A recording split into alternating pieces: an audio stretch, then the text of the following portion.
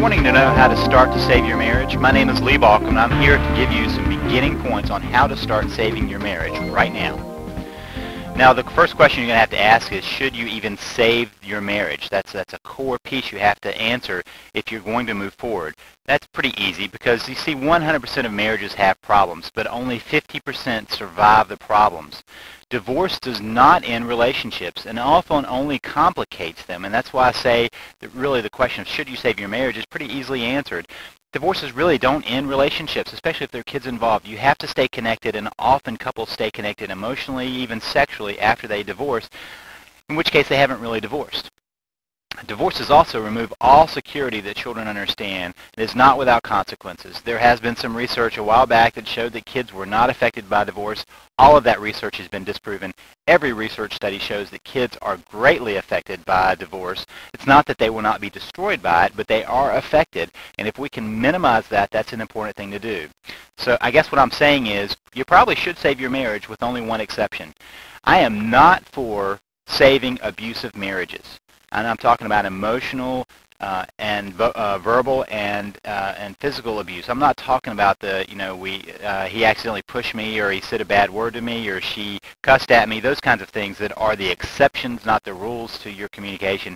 An abusive marriage is an ongoing pattern of injury, whether it's emotional or physical, and that is dangerous. Abusive relationships often escalate, and that's why I leave that as the exception. If you're in an abusive relationship, you need to take care of yourself and make sure you're safe before you ever worry about what do you do about the marriage. In fact, most of the time those marriages need to be ended just to keep everybody safe.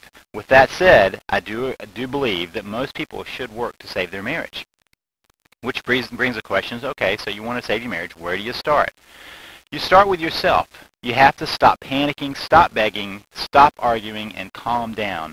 The panicking, the begging, the arguing only escalate the situation and propel the other person into believing that there is no other option other than to get out of this relationship.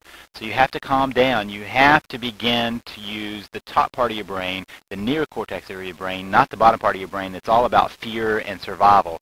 You have to find some ways of backing off, not begging the other person to stay, offering for them to stay, inviting them to stay, and not arguing with them, because all you're doing when you're arguing is pushing them back into the corner where they're more and more convinced that they are correct and you are wrong. So what do you do now? Realize this is not an overnight project. Marriages don't get into trouble overnight, and they don't heal overnight, and this will take time and effort. If you're thinking, well, I want a secret that's going to save my marriage in the next 24 hours, it's not going to happen. If you see somebody who's trying to tell you that they have the way to save your marriage in just a short amount of time, I don't mean that they say they can help you get started in a short amount of time, but they say they can actually save your marriage in no time at all, whether it's by giving them a hex or by manipulating them or tricking them. Do not believe it. It takes time and it takes effort and it takes dedication in order for you to stay on track and get that marriage saved. So here's what I want you to do. I want you to write down your spouse's complaints. I know you've probably heard plenty of that, so make a list of the complaints your spouse has made for the last few years. Now, with an open mind, what truth is there to these complaints? Which ones are they? Maybe it's not that they are completely correct about it, but maybe they're somewhat correct about it. Maybe they've said you're always critical, and the fact is you have become more critical of them, wanting them to be a better person or wanting them to change, but somehow you become more critical of them. You need to be open with that. You need to be willing to accept that and willing to make some changes. And then commit yourself to making those changes. Don't just write this list down. This is an active list. You have to work to change what is not working in your life so that you can be a better person and so that you can save the marriage. Now, you're going to raise a question. Well, that's not fair. I have complaints about them too. You're right. It's not fair. But by now you may be wondering whether fair even counts at all. I'm not worried about fair, but about saving the marriage. Now, let's face it. Right now, immediately, you're going to be treating only the symptoms of the real issue. The real issue is much deeper than this. But right now, you need to treat the symptoms. It's kind of like if you have cut your arm, you need to stop the bleeding before you figure out what caused you to cut your arm.